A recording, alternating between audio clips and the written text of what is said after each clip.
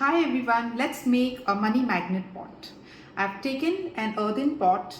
Now why I've taken an earthen pot? Because it's an earth element and it has the power, a gravitational pull that can create a lot of abundance in your life.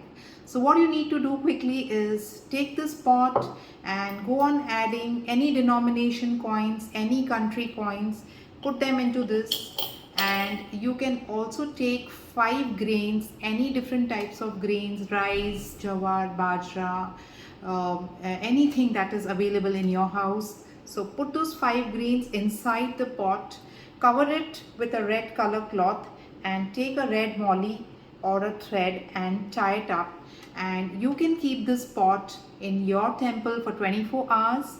After that, you can keep it in your locker. You can even take a small pot if you wish to.